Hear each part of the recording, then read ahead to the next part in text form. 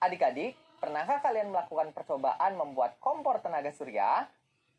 Mengapa sih untuk membuat kompor tenaga surya diperlukan kertas aluminium? Kira-kira kalau bahannya diganti dengan bahan lain bisa tidak ya?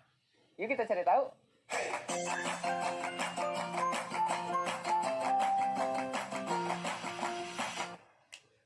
Halo adik-adik, jumpa lagi dengan Kak Hendro. Kali ini kita akan belajar untuk menulis sebuah teks eksplanasi yang akan kita rangkai dari jawaban-jawaban pertanyaan seputar percobaan membuat kompor tenaga surya. Nah, pada video sebelumnya kalian sudah belajar melakukan percobaan membuat kompor tenaga surya. Kalian masih ingat bahan-bahannya apa saja? Ini dia bahan-bahannya. Nah, lalu langkah percobaannya. Ini dia langkah percobaannya. Oke, sekarang Kak Hendro ingin bertanya pada kalian. Kira-kira mengapa ya kompor tenaga surya harus menggunakan aluminium? Apakah bisa diganti dengan bahan yang lain? Nah, pertanyaan tersebut akan kita jawab bersamaan dengan pertanyaan-pertanyaan yang lain. Seperti apa sih? Yuk kita lihat. Oke adik-adik, sekarang di hadapan kalian sudah ada 5 pertanyaan seputar percobaan membuat kompor tenaga surya. Coba kalian amati. Oke, sekarang kita akan mencoba menjawab satu persatu pertanyaannya. Mulai dari pertanyaan pertama. Mengapa kompor tenaga surya menggunakan kertas aluminium? Mengapa sih adik-adik? Kalian bisa jawab? Iya, betul sekali. Kompor tenaga surya menggunakan kertas aluminium karena kertas aluminium merupakan penghantar panas yang baik. Oke? Nah, sekarang kita lanjut ke pertanyaan kedua. Dapatkah kertas aluminium diganti dengan bahan lain? Jika ya, bahan yang sifatnya seperti apa? Oke, bagaimana adik-adik? Kalian bisa menjawabnya? Betul sekali. Kertas aluminiumnya dapat diganti adik-adik. Dengan bahan apa sih? Tentunya dengan bahan yang menghantarkan panas dengan baik. Contohnya seperti besi. Oke, sekarang kita lanjut pada pertanyaan ketiga. Pada langkah percobaan pembuatan kompor tenaga surya nomor 2, aluminium diatur sedemikian rupa agar menjadi seperti cermin. Mengapa demikian? Jelaskanlah. Nah, bagaimana adik-adik? Iya, betul sekali. Aluminium diatur sedemikian rupa menjadi seperti cermin agar aluminium dapat memantulkan panas ke dalam kotak. Oke, sekarang kita lanjut ke pertanyaan keempat. Apakah suhu memengaruhi perubahan pada benda? Jelaskan. Bagaimana? Iya, betul sekali. Suhu dapat memengaruhi perubahan benda. Misalnya perubahan warna, rasa, tekstur, dan bau. Oke, sekarang kita sudah sampai ke pertanyaan terakhir.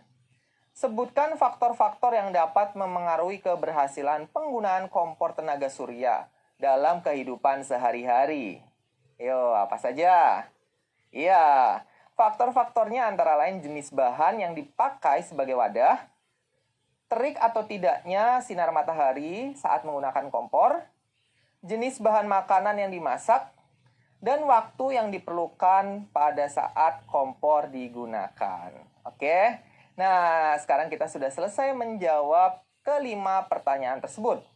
Jadi, dapat disimpulkan bahwa matahari juga dapat digunakan sebagai bahan bakar untuk memasak, yang tentunya tidak membutuhkan biaya yang besar dibandingkan dengan membeli bahan bakar seperti minyak ataupun gas.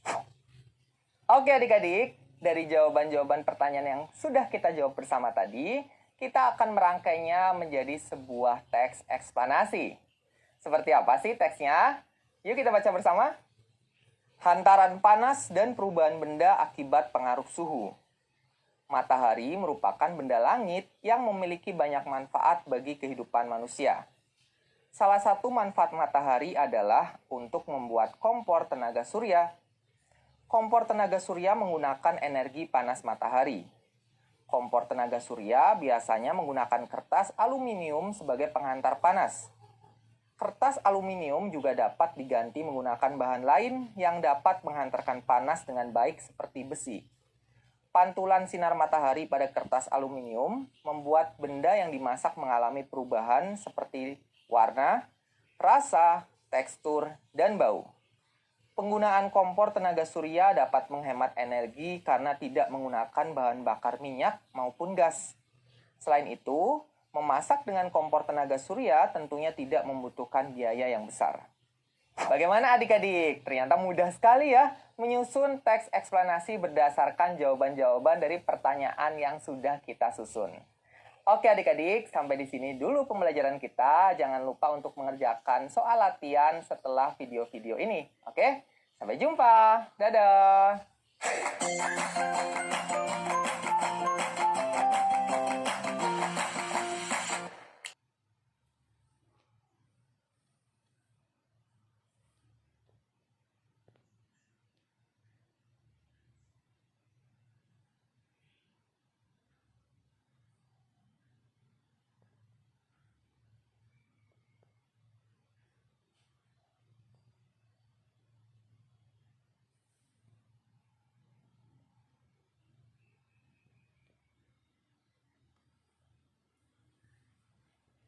Adik-adik, pernahkah kalian membayangkan untuk menjadi seorang astronot? Kira-kira latihan apa saja sih yang biasa mereka lakukan agar terbiasa dengan kehidupan di angkasa luar? Wah, menarik sekali kan? Yuk kita pelajari.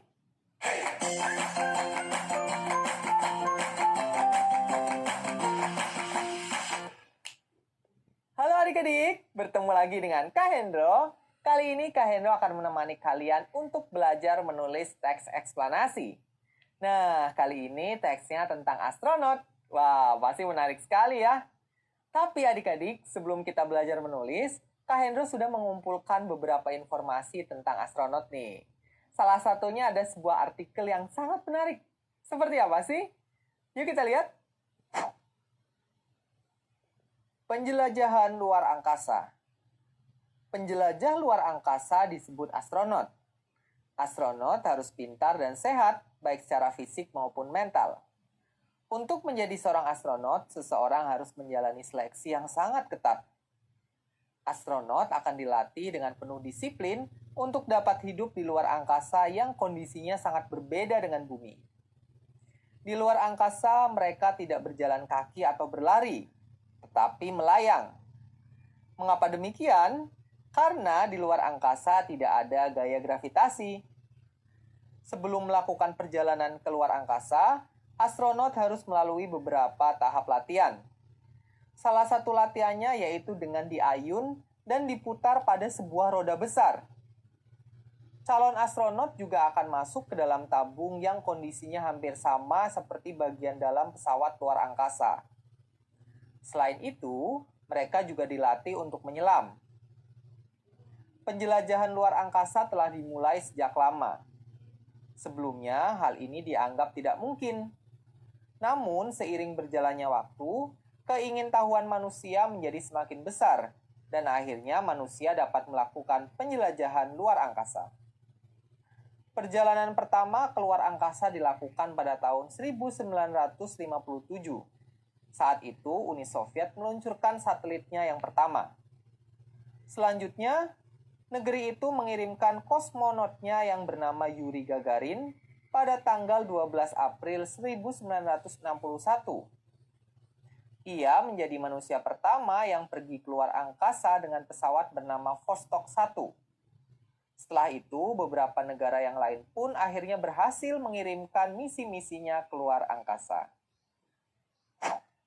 Adik-adik, dari informasi yang kalian simak tadi, ada beberapa fakta penting yang dapat kita jadikan sebagai bahan untuk menulis teks eksplanasi. Nah, untuk mempermudah kalian, Kak Hendro sudah menyiapkan beberapa pertanyaan terkait isi informasi yang sudah kita baca tadi. Apa saja sih pertanyaannya? Yuk kita lihat. Adik-adik, ini dia pertanyaannya. Kalian bantu jawab ya. Yang pertama, apakah astronot itu? Apa? Betul. Astronot adalah penjelajah luar angkasa. Astronot dipilih dari orang yang pintar dan harus sehat baik secara fisik maupun mental. Pertanyaan berikutnya. Latihan apa saja yang harus dilakukan untuk menjadi seorang astronot? Ingat? Iya, betul sekali. Ada yang pertama diayun dan diputar di sebuah roda besar, lalu masuk ke dalam tabung, dan yang ketiga adalah menyelam.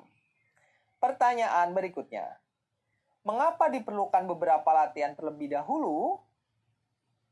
Masih ingat? Mengapa sih astronot perlu diberikan beberapa latihan terlebih dahulu? Iya, betul sekali. Agar astronot terbiasa dengan kondisi di luar angkasa. Oke, pertanyaan berikutnya. Kapan penjelajahan luar angkasa pertama dilakukan? Kapan? Betul. Penjelajahan keluar angkasa pertama kali dilakukan pada tahun 1957. Pertanyaan terakhir ya. Siapa yang mengirimkan kosmonitnya pertama kali keluar angkasa? Siapa? Betul. Uni Soviet menjadi negara pertama yang meluncurkan satelitnya keluar angkasa. Selanjutnya, negara itu mengirimkan kosmonotnya yang pertama yang bernama Yuri Gagarin pada tanggal 12 April 1961. Oke adik-adik, dari jawaban-jawaban pertanyaan tadi, kita akan menyusun sebuah teks eksplanasi. Yuk langsung kita lihat. Penjelajahan luar angkasa. Astronot adalah sebutan bagi orang yang berprofesi sebagai penjelajah luar angkasa. Seorang astronot harus pintar dan sehat, baik secara fisik maupun mental. Untuk menjadi seorang astronot harus melalui proses latihan terlebih dahulu. Beberapa latihan yang harus dilakukan antara lain harus diayun dan diputar pada sebuah roda besar, masuk ke dalam tabung yang kondisinya hampir sama dengan bagian dalam pesawat luar angkasa, dan latihan menyelam.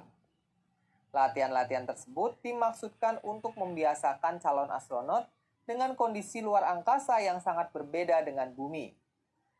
Penjelajahan luar angkasa pertama kali dilakukan pada tahun 1957. Negara pertama yang berhasil meluncurkan satelit pertamanya adalah Uni Soviet. Pada tanggal 12 April 1961, Uni Soviet juga mengirimkan kosmonotnya yang pertama, yang bernama Yuri Gagarin. Ia menjadi manusia pertama yang pergi ke luar angkasa dengan pesawat bernama Vostok 1. Wah, ternyata mudah sekali ya untuk menulis sebuah teks eksplanasi. Kalian dapat menggunakan beberapa pertanyaan, lalu dari jawaban pertanyaan tersebut, kalian bisa merangkainya membentuk sebuah teks eksplanasi. Oke, sampai di sini dulu ya pembelajarannya. Sampai jumpa di video yang lain. Dadah!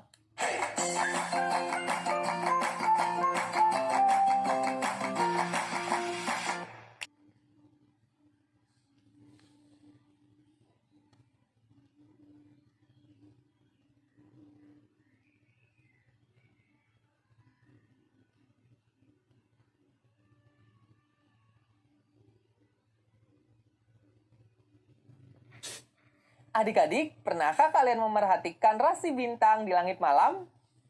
Bagus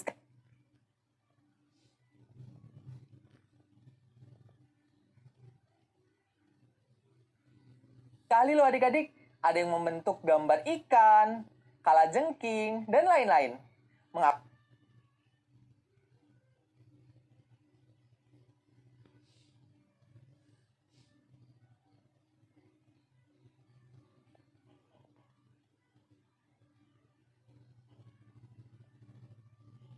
Apa sih bisa terbentuk rasi bintang seperti itu? Yuk kita pelajari.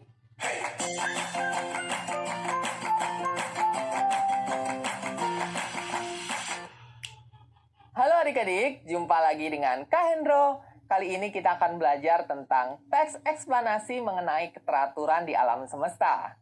Adik-adik, pernahkah kalian memerhatikan bintang-bintang yang ada di langit malam? Ternyata bintang-bintang tersebut bisa kita hubungkan hingga membentuk rasi bintang tertentu loh. Misalnya seperti rasi bintang kalajengking atau Scorpio, dan ada juga rasi bintang yang berbentuk pari. Nah, adik-adik, mengapa sih bintang-bintang tersebut bisa kita hubungkan hingga membentuk rasi bintang? Karena bintang-bintang tersebut memiliki posisi yang tetap pada waktu tertentu. Ya, jadi bukan selamanya tetap, tapi pada waktu tertentu. Sehingga kita bisa menghubungkan bintang-bintang tersebut membentuk suatu rasi bintang. Oke adik-adik, Kak Hendro punya nih sebuah teks eksplanasi menarik tentang keteraturan di alam semesta. Seperti apa sih? Yuk kita lihat. Keteraturan alam semesta. Pernahkah kamu mendengar tentang rasi bintang? Rasi bintang adalah garis khayal yang dihubungkan di antara titik-titik bintang dalam kelompok tertentu. Tahukah kamu bahwa dahulu manusia mengandalkan rasi bintang sebagai penunjuk arah saat bepergian di malam hari? Bahkan hingga kini, para pengarung samudra masih menggunakannya sebagai penunjuk arah. Berbagai bangsa di dunia memiliki bintang-bintang istimewa sebagai penunjuk arah dan penentu musim. Orang Dayak di Indonesia, orang Polinesia di Hawaii, orang Eskimo di Kutub Utara, orang Maori di Selandia Baru, dan masih banyak lagi bangsa yang lainnya memilih bintang istimewanya sendiri sebagai penunjuk arah dan juga penentu musim. Mengapa rasi bintang dapat dijadikan sebagai penunjuk arah? Telah kita ketahui bahwa bumi berotasi dan berevolusi dengan keteraturannya. Itulah sebabnya mengapa di arah langit yang sama, pada waktu yang sama, maka pola bintang yang terbentuk akan sama. Itulah sebabnya pada waktu tertentu, rasi bintang biduk sebagai penunjuk arah utara dan rasi bintang pari dapat menjadi penunjuk arah selatan. Kini telah ditemukan kompas, teknologi GPS atau Global Positioning System, dan teknologi lainnya yang canggih untuk menunjukkan arah. Namun, sejarah peradaban membuktikan bahwa keteraturan alam semesta tidak hanya untuk dikagumi, tetapi untuk dimanfaatkan oleh penghuni bumi. Adik-adik, jika kita perhatikan dari bentuk teks eksplanasi yang tadi kita baca bersama, ternyata ada 4 bagian loh. Yang pertama ada judul, lalu ada pernyataan utama, ada bagian penjelas, dan terakhir ada kesimpulan. Nah, sekarang Andi akan menceritakan kembali isi teks yang tadi sudah kita baca dalam bentuk yang lebih ringkas. Seperti apa sih? Yuk kita simak. Halo teman-teman. Sekarang aku akan bercerita pada kalian tentang keteraturan alam semesta. Kalian simak ya. Keteraturan alam semesta. Rasi bintang adalah garis khayal yang dihubungkan di antara titik-titik bintang dalam kelompok tertentu. Manusia mengandalkan rasi bintang sebagai penunjuk arah. Berbagai bangsa di dunia memiliki bintang-bintang istimewa sebagai penunjuk arah dan penanda musim. Telah kita ketahui bahwa bumi berotasi dan berevolusi dengan keteraturannya. Itulah sebabnya mengapa di arah langit yang sama, pada waktu yang sama, maka pola bintang yang terbentuk akan sama. Itulah sebabnya pada waktu tertentu rasi bintang biduk dapat menjadi penunjuk arah utara dan rasi bintang pari dapat menjadi penunjuk arah selatan. Kini telah ditemukan teknologi seperti kompas, GPS atau Global Positioning System, serta berbagai alat berteknologi canggih yang lainnya untuk menunjukkan arah. Namun, sejarah peradaban membuktikan bahwa keteraturan alam semesta tidak hanya untuk dikagumi, tetapi untuk dimanfaatkan oleh manusia yang ada di bumi. Terima kasih ya sudah menyimak ceritaku. Nah, adik-adik, tadi kalian sudah belajar banyak hal. Kalian sudah belajar tentang bentuk teks eksplanasi, lalu ada bagian-bagian teks eksplanasi, dan juga isi dari teks eksplanasi tersebut, yaitu mengenai keteraturan di alam semesta. Nah, contoh keteraturan alam semestanya tadi ada rasi bintang adik-adik. Oke, sampai di sini dulu ya pembelajaran kita. Jika kalian ingin tahu lebih banyak lagi tentang rasi bintang, kalian bisa mencari informasi pada buku atau dari internet, oke? Tetap semangat untuk belajar dan sampai jumpa. Dadah!